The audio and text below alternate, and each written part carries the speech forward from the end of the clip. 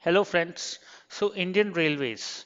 Now for the first time we are looking into such a major privatization drive within the country and especially for Indian Railways. Now the new idea, the new plan which is coming up is to privatize operations of Indian Railways in a certain uh, for a certain number of trains between certain destinations.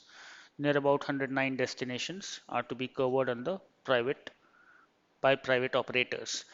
Now, this on the face of it, it's a great drive what we see into the privatization, and private players are being interested in the RFQ which is floated by the Ministry of Railways, Government of India. However, it is also important to note the bottlenecks in the process, what can be the difficult parts in this relationship. Now we already know that in every PPP it is very important to have a separate third party independent regulator.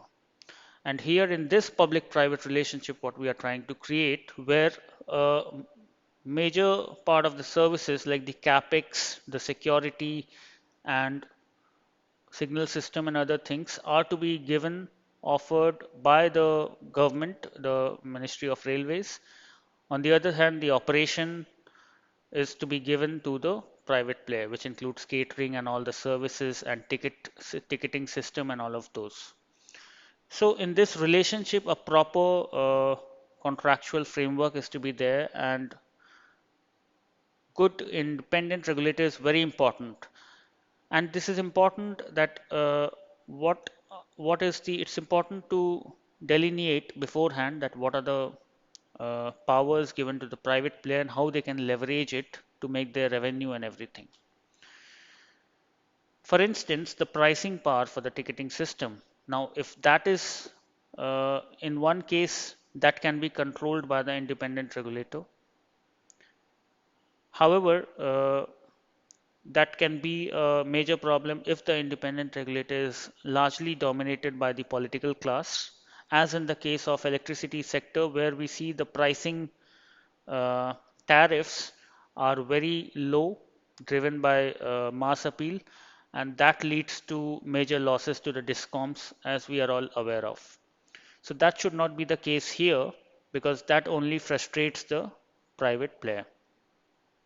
The other way is that the pricing is given to the private operator and left for the market forces to decide. In that case, we have seen the United Kingdom case where the operators are private players and the infrastructure is provided by the state. And what is happening there? The prices of the ticket has exploded manifold without adequate investment in the capital infrastructure. Now, because that capex investment is expected from the state, because that infra is state run, and the operation part is only the private player where they are focusing. So that leads to major uh, uh, the consumers have to pay high prices without availing an excellent state infrastructure for the rail network. So these are the two scenarios what we have. We need to think carefully on how to go ahead, how to make a situation where prices are in a reasonable beat of market forces to attract private players, create revenue. At the same time, the capex is also ensured that whatever revenue sharing model is being done, a certain section, whatever the government is getting, a certain section or all of it should go in creating the capital expenditure, creating the capital asset for the railway network. So that is there. Now, apart from that, we also know that time and again uh, we have to upgrade railway signaling system and all. So for that also, the idea for the Indian Railways, which is largely 60,000 kilometers of broad gauge network, what we have, in fact, more than that. So the signaling system is to be improved. Now, it is, uh, as of now, it is partly European Standard 1, which is to be taken to European Standard 2. And for that also, Railtel is inviting private players to create a to upgrade this system for a better signaling system.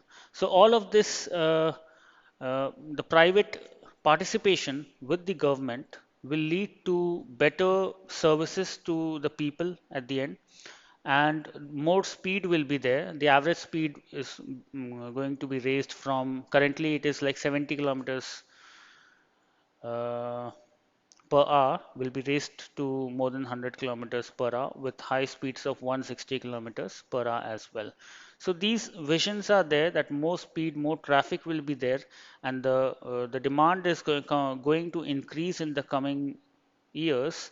And for that, this increase in speed and better operation, faster delivery, faster and smoother delivery, all of these are very important. So this directional change to the privatization, which is happening for the first time in the past 70 years, is something of great importance and should be appreciated.